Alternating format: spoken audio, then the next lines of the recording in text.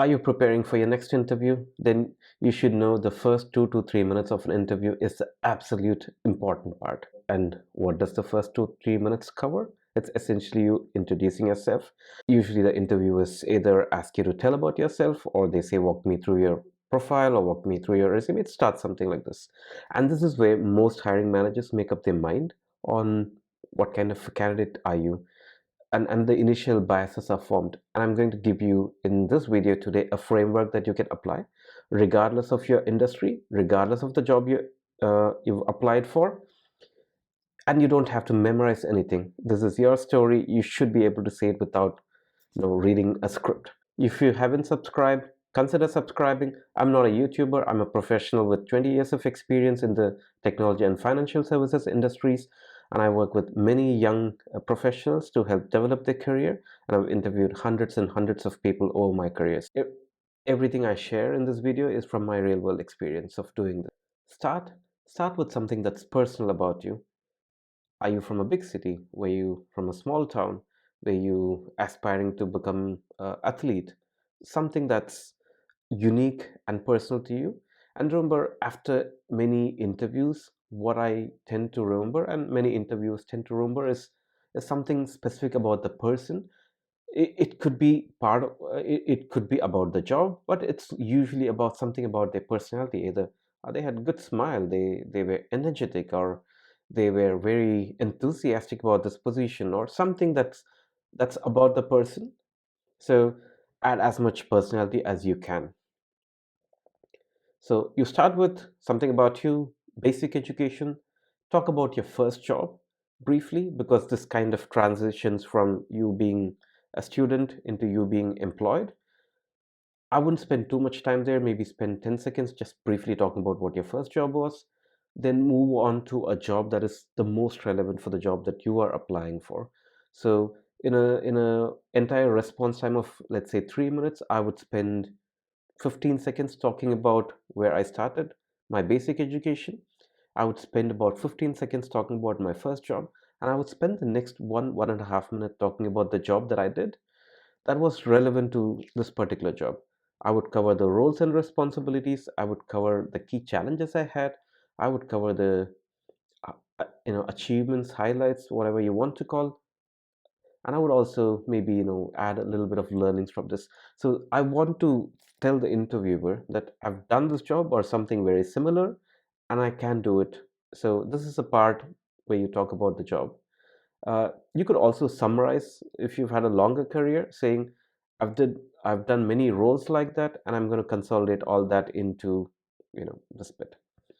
Moving on, that is great that you've talked about the fact that you can do the job.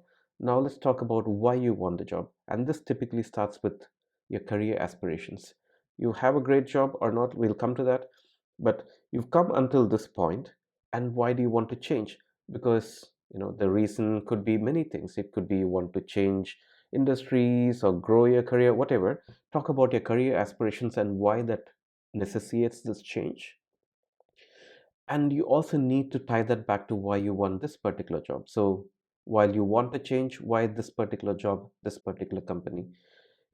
I've done a longer video on how to respond to tell me about yourself, where I go in detail about how we can say this. So the link is in the description below. Again, consider subscribing to this channel, because this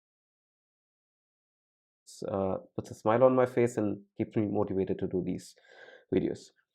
Now, so you've covered the start, your first job, your the crux of your experience that covers this job. You've talked about your career aspirations. You've talked about why you want to change. You also talk about why this particular job, and that kind of completes a circle in my mind. Remember the beginning, middle, and the end.